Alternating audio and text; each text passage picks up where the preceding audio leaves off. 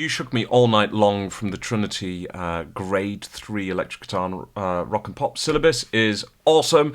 I think you should all learn it. What a classic track. Who doesn't want to be able to play a really great AC/DC riff? So, that's basically what this song is. There are essentially 4 parts of the song. You have the classic guitar intro. You've then got the band intro, which is the main riff, which we all know, which is also your verse. You then got the chorus.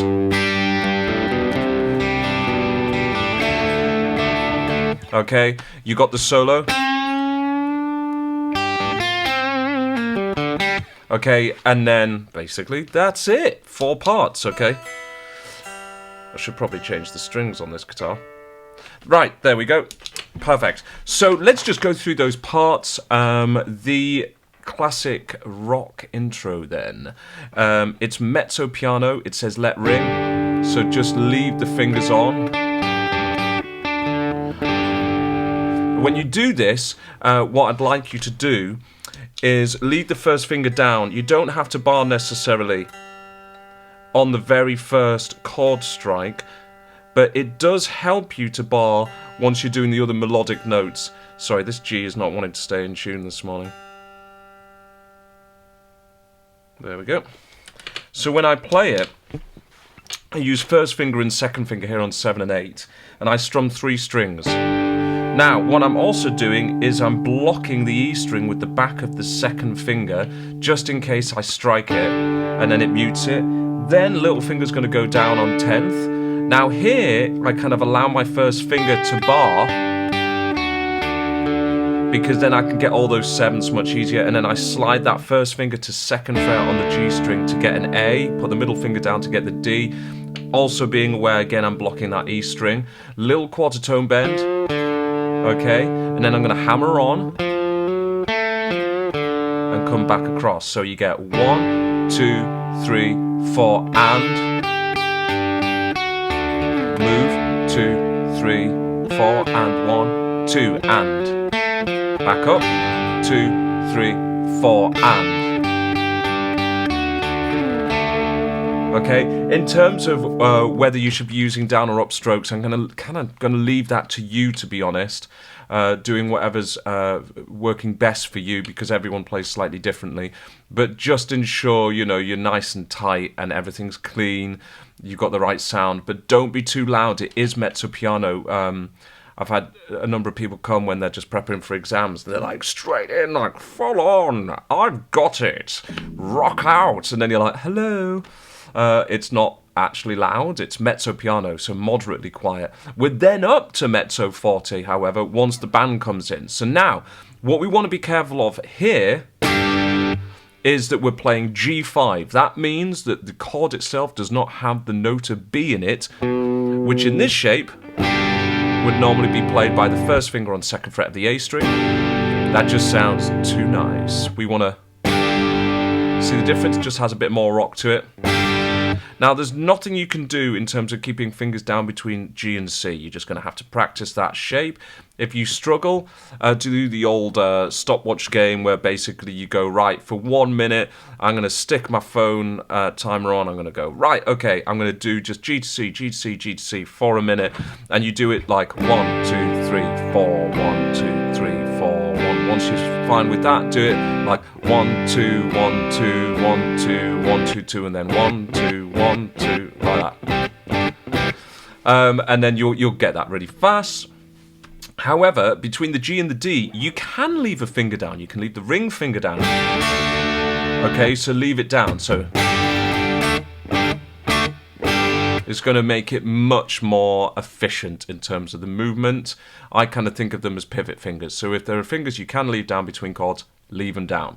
Okay, so that riff is going to sound like this. It's going to be 1, 2, 3, 4.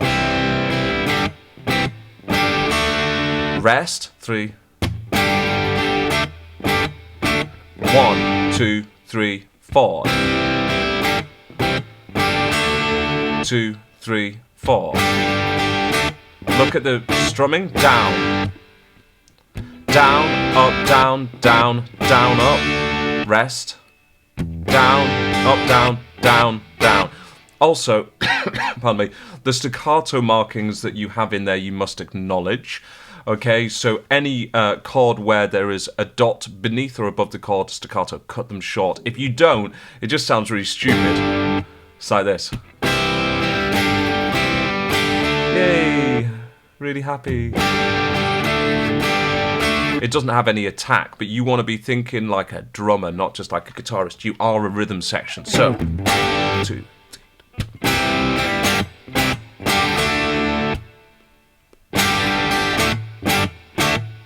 Okay, so that's the whole verse done. Remember, you jump over the first time bar to the second time bar in the last line when you do the repeat, and then it's just, I would do all downstrokes, and then you get into your chorus. So turn your page 34 in your book. You have the same chord of G5. Now, one of the things we're going to do in the chorus is we're going to keep that ring finger down for the entire riff, okay? So you're going to hit the bass note of the G5, then strum the top 4 strings, and then we're going to come up the G major scale, alternating our pick, and then down, up for the open G and the D on the B string, down, down, up, strum, strum, strum. So, play, strum, alternate.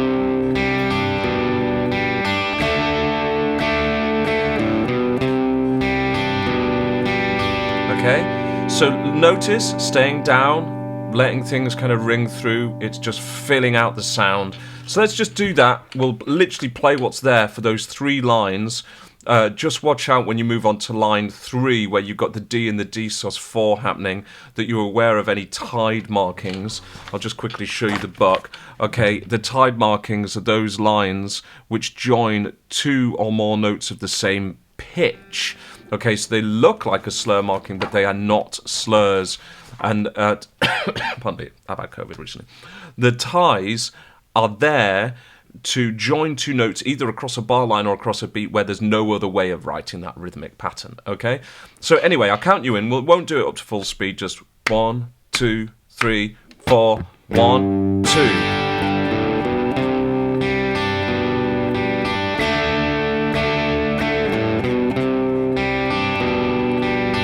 1, 2, 3, 4, 1.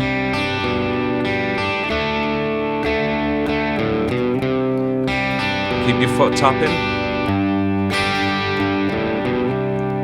Helps you keep time, helps you know where the beat is. Second line, here we go. 1, 2, 3, 4.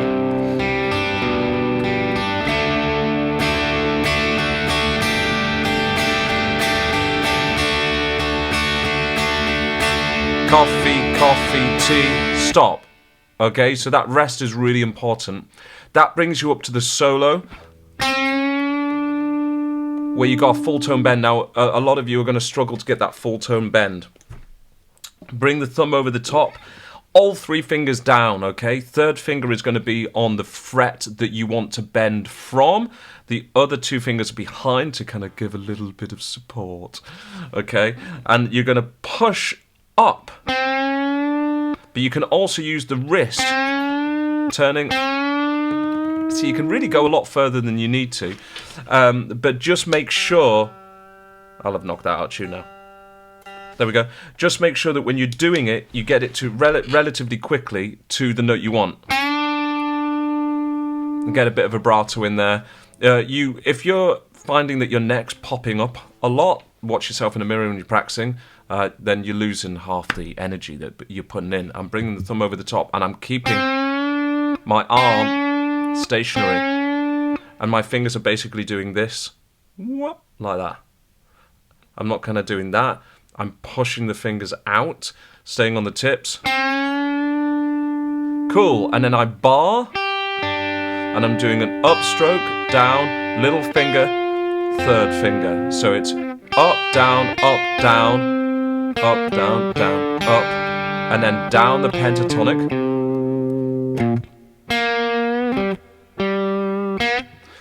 Just a little point there, be again aware of the staccato markings on that last phrase. So that whole first section is 1, 2, 3, 4, 1, 2, 3, 4, 1, 2, 3, 4, 1, 2, 3, 4, 1, 2, 3, and then slide with middle finger. Okay, so when you get into the 5th fret, slide into the 7th. Don't go. It's 1, 2, 3, blackberry. Or I'm saying that's stupid. It's like 1, 2, 1, 2, 3, da da dum. 1, 2, da da dun da da da dun da dun dun da. I should just play it to you, really, shouldn't I? It'd be much easier. Like that.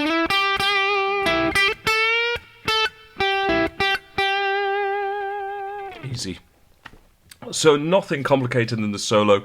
Just think about your tone, think about your fingerings. That'll really help. Then you go back into a chorus. We've already done that. 1 point just to stay with the final strumming pattern. I would like you, for the accents in the final bar, to do all down strums. Okay, just because you get a bit more power. The bit before, like if you need to in that first section before the solo, you can alternate, and then in the final part, if you want to alternate for like, what is it, the first 2 bars, then you can, but definitely do downstrokes for the end. That's that whole song. Really cool. Let's do the playthrough.